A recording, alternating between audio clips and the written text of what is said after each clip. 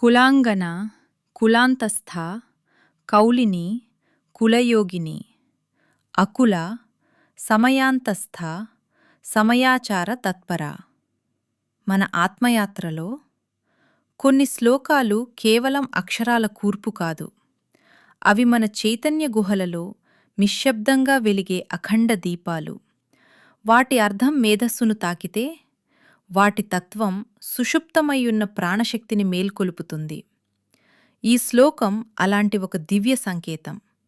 ఇది శ్రీ లలితా త్రిపుర సుందరీ దేవిని కేవలం బాహ్య ప్రపంచంలో సుదూర తీరాలలో కొలువయ్యున్న ఒక దేవతగా కాక, మన ప్రతి నిశ్వాస ఉచ్ఛ్వాసలలో ప్రవహించే విశ్వచైతన్యంగా దర్శింపచేస్తుంది. మన దేహంలోని షట్చక్రాలు కేవలం యోగ పరిభాషలు కావు. అవి అంతర్ముఖ యాత్రకు తెరుచుకునే ప్రకాశద్వారాలు.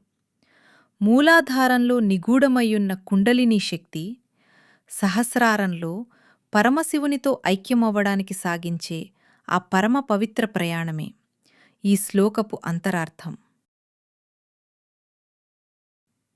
ఇప్పుడు ఈ శ్లోకంలోని మొదటి నామం కులాంగన తత్వాన్ని స్పృశిద్దాం. అమ్మవారు మన దేహమనే మందిరంలో, నాడీ మండలంలో అంతర్లీనంగా నివసిస్తారు. మన శ్వాసలో, మన ధ్యానంలో, మన మౌన జపంలో ఆమె ఉనికి ఒక మౌన స్పందనై నిలుస్తుంది. షట్చక్రాల సమూహమే కులం. ఆ కులంలో వెలిగే సజీవ ఆత్మచైతన్యమే కులాంగన. ఇప్పుడు ఈ శ్లోకంలోని రెండవ నామం కులాంతస్థ. ఆమె కేవలం చక్రాల పరిధిలోనే ఆగిపోలేదు.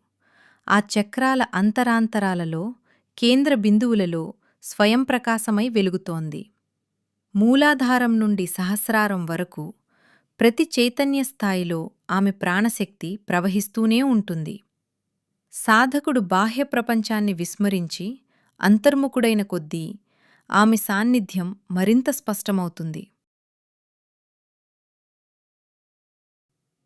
ఇప్పుడు ఈ శ్లోకంలోని మూడవ నామం కౌలిని అంతరార్థం.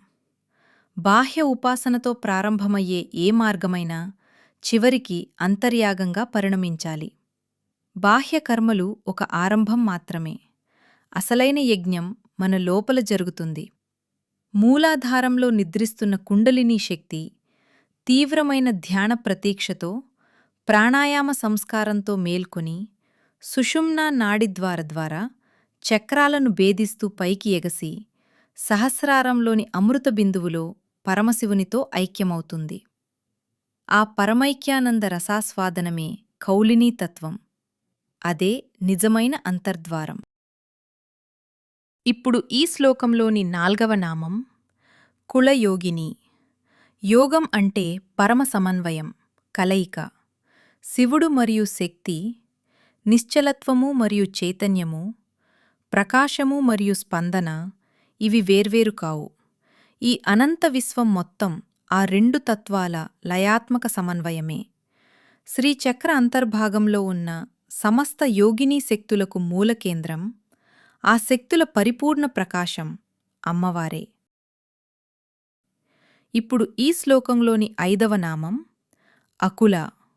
ఈ భౌతిక శరీరం, నాడుల వ్యూహం, కులం వీటన్నిటికీ అతీతమైన, పరిమితులు లేని పరమాత్మస్థితి అకులం.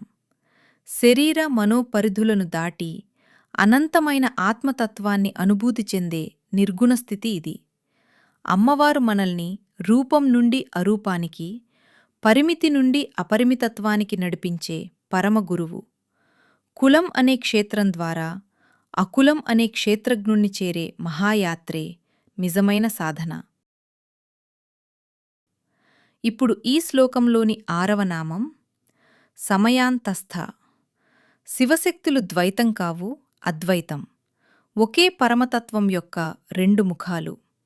శ్రీచక్రంలో కేంద్ర బిందువు శివుడైతే దానిని పరివేష్టించిన త్రికోణం శక్తి.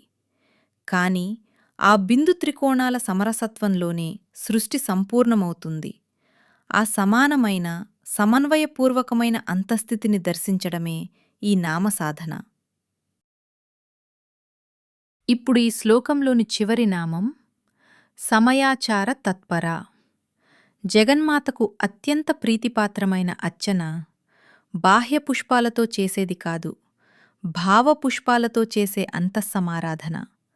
ఇక్కడ క్రియల కంటే చైతన్యం ముఖ్యం, శబ్దాల కంటే నిశ్శబ్దం ముఖ్యం.